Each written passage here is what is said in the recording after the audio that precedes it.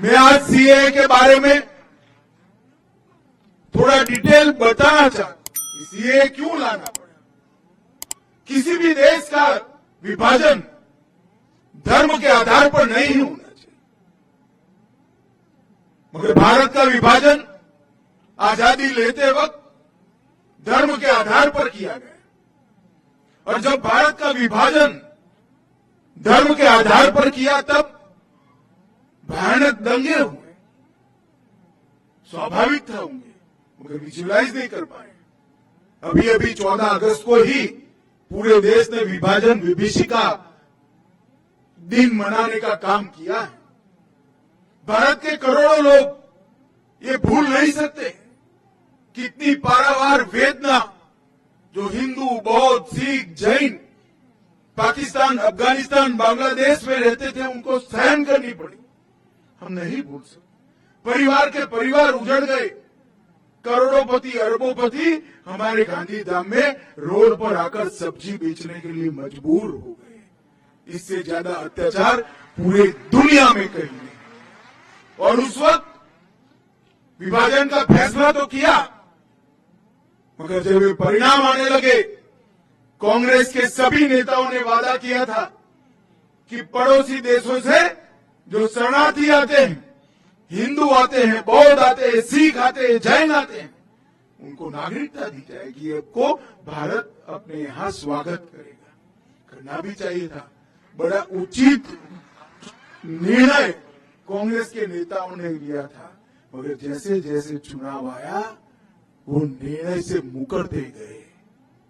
सन 47 में किया हुआ वादा, 48 में किया हुआ वादा, 50 में किया हुआ वादा, जवाहरलाल नेहरू ने किया हुआ वादा, महात्मा गांधी का आह्वान, वो सब भुला दिया गया। क्यों? क्योंकि उनको लगा कि इनको नागरिकता देंगे तो हमारी वोट बैंक नाराज हो जाएगी, और तुष्टीकरण के कारण ये लाखों करोड़ों लोगों को नागरिकता से वंचित है। इससे बड़ा कोई पाप नहीं हो सकता, इससे बड़ा कोई पाप नहीं। वो वहां से भाग कर आए, प्रताड़ना झेल कर आए, अपना परिवार कई लोगों ने गंवाया, कई माताओं बहनों के साथ अत्याचार किए गए, करोड़ों की संपत्ति छोड़कर आए, और यहां आए, यहां उनको नागरिकता भी नहीं दी। 47 से मोदी जी प्रधानमंत्री बने तब तक 47 से 19 और 19 से 24 ये यात्रा इस देश का इतिहास हमेशा याद रखेगा।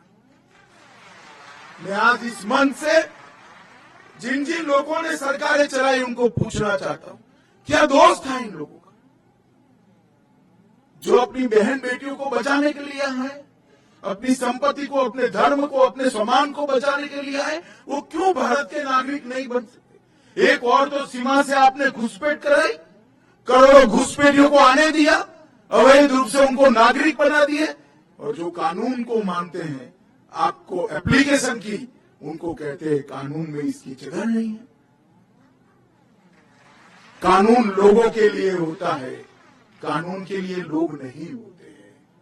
हमने 2014 में वादा किया था कि अगर भारतीय जनता पार्टी को मैंडेट मिला तो हम सीए लाएंगे, और 2019 में हम सीए लेकर आए।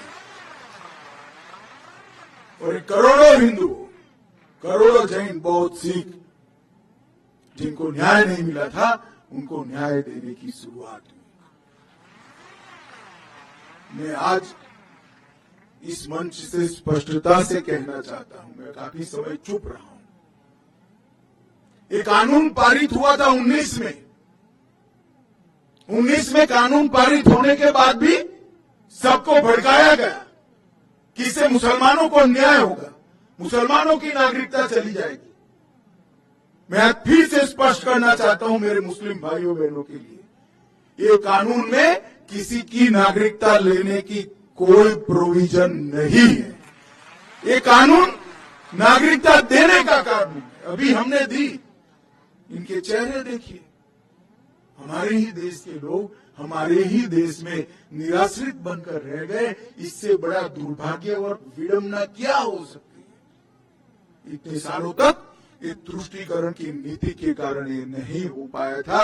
नरेंद्र मोदी जी ने 19 में कानून लाने का फैसला दिया और मुझे संसद में वो कानून को पारित करने के लिए रखने का सौभाग्य। 19 में कानून पारित होते हुए भी आज 188 परिवार यहाँ खुशहाल खड़े हैं।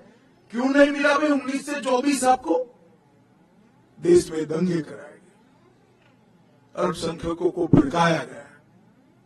और मैं आज स्पष्टता के साथ कहना चाहता हूं, ये अफवाहें फैलाई गई थी सीएए की कानून से किसी की नागरिकता नहीं जाती।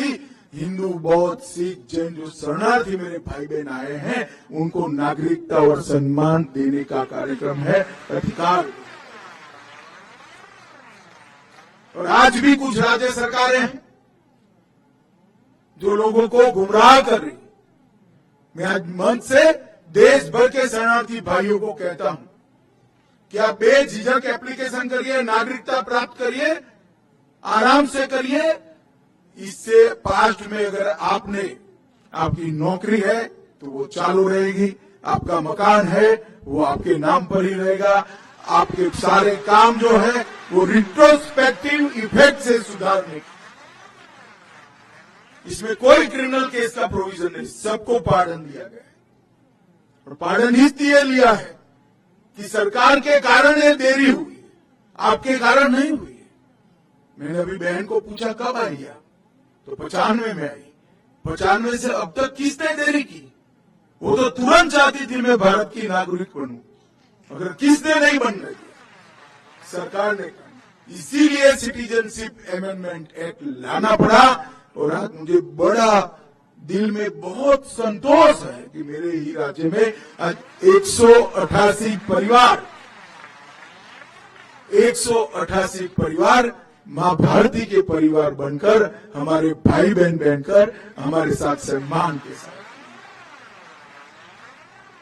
और मैं आज अपील करना चाहता हूं देश भर के शरणार्थी भाइयों बहनों को, कोई भी गुमराह करे, कोई भी पार्टी करे, मैं पार्टियों का नाम नहीं लेना चाहता, मगर आप मत मानिएगा। ये कानून आपको न्याय देने के लिए है। आपके साथ जो अत्याचार हुए हैं इसकी क्षमा के साथ परिमार्जन के लिए आपको सम्मान देने का कानून। जो विभाजन की विभीषिका को झेले हैं और बाद में भी जो वहां रहे, आज हमें पूछते थे संसद में मुझे विपक्ष के मित्र, क्यों ये कानून, क्यों ऐसा? मैं आज उनको कहना चाहता हूं, जो विभाजन हुआ तब बांग्लादेश में 27% हिंदू था, 27%, आज 9% है। कहां गया? जबरन धर्म परिवर्तन कराया गया है। 27% हिंदू था, या तो वो यहां आए, शरण में आए, या धर्म परिवर्तन कर। क्या उनको अपनी इच्छा के अनुसार अपने धर्मों में जीने का अधिकार नहीं है क्या? अगर पड़ोस के देश में अपने सम्मान के साथ जी नहीं सकते, हमारी शरण लेकर आते हैं, तो हम क्या करेंगे? हम मूक दर्शक बनकर बैठ नहीं सकते। ये नरेंद्र मोदी सरकार है, आपको न्याय मिलेगा और जरूर।